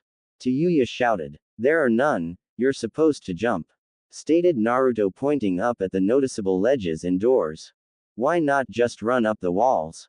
Asked Kin. Because there are chakra suppression seals lining the walls, the only way to get up is being able to jump high enough to reach the ledges.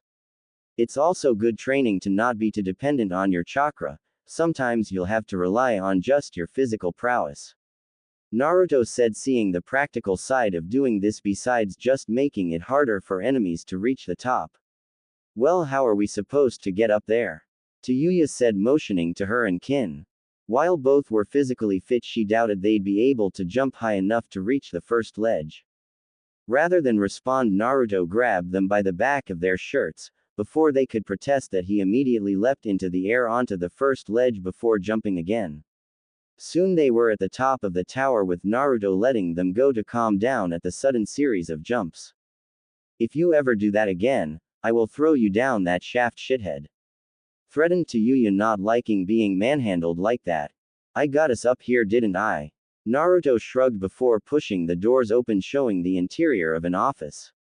It reminded him of the Hokage's office, the only difference being it was painted red and there were only 5 pictures rather than 4.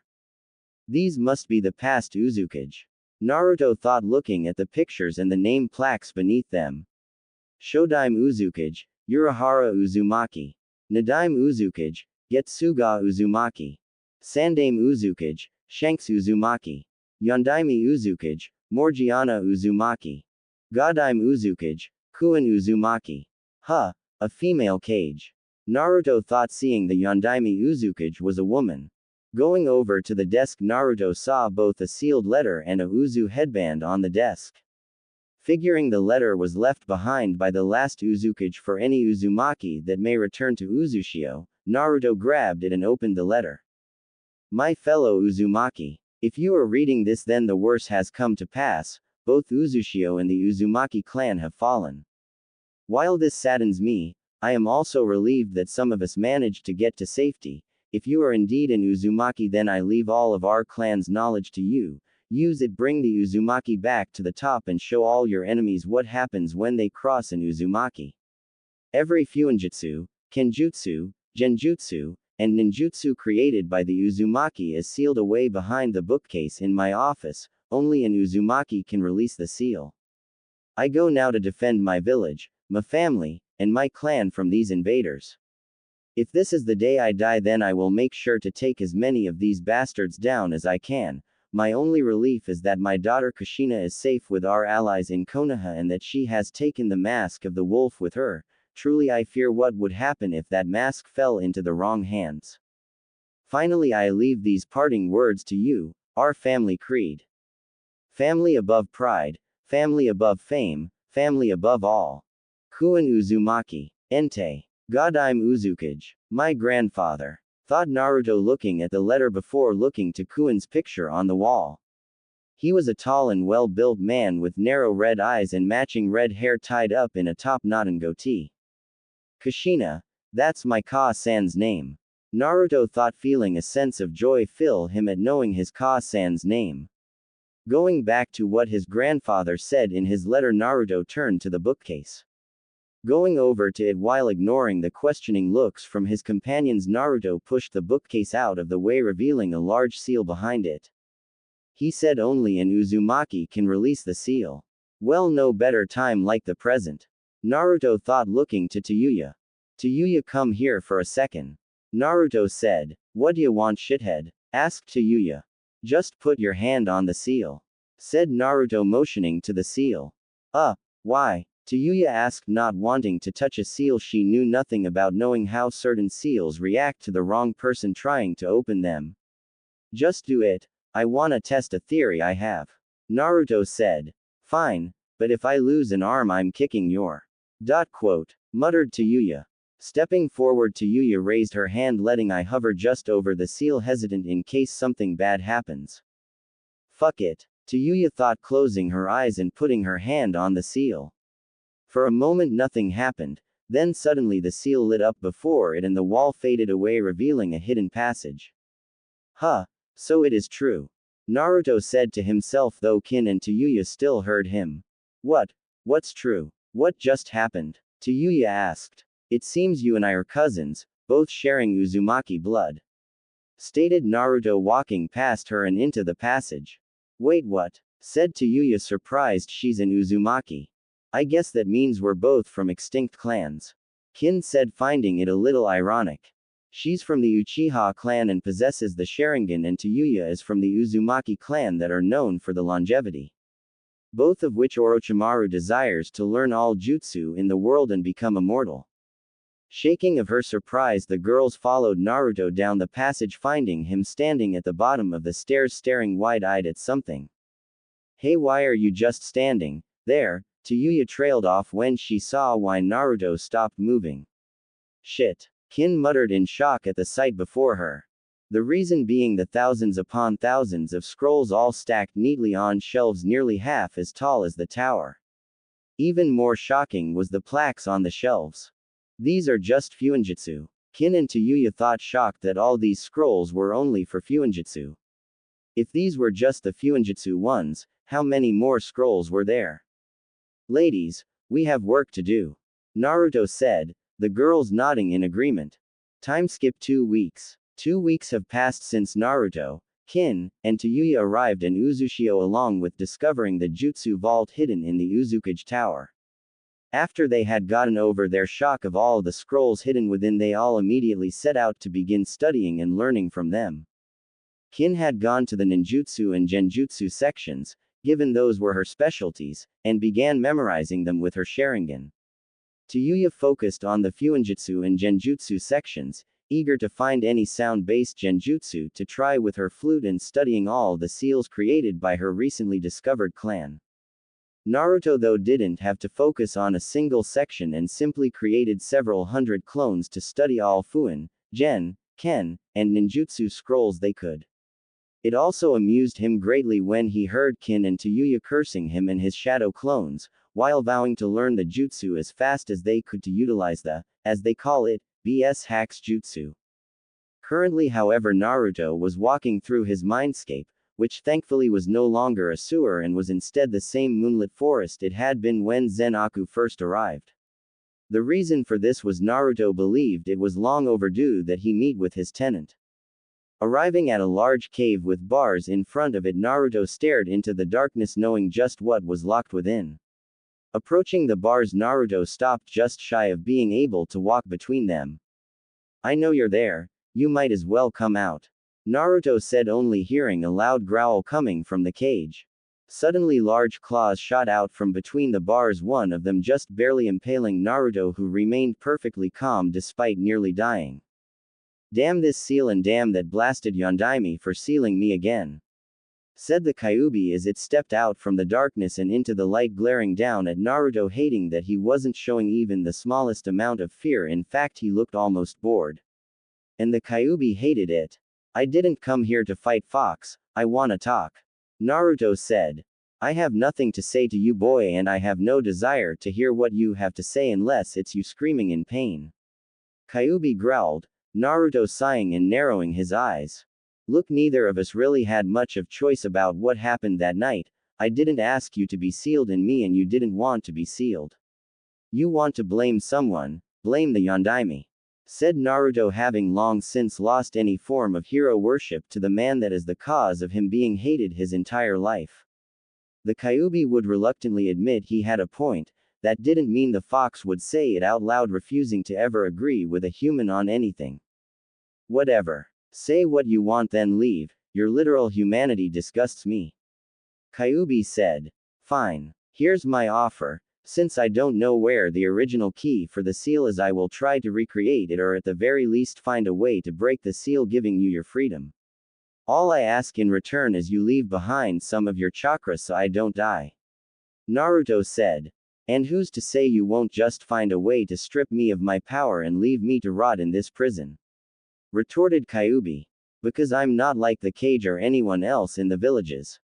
They only see you as a mindless creature meant to be controlled and used as a weapon, along with the other tailed beasts. But you aren't you have your own thoughts and feelings, you only seek revenge against those that would try to take your freedom and lock you away. Said Naruto. In Naruto's opinion, Hashirama had been a fool to capture the tailed beasts and give them away to the other villages like property.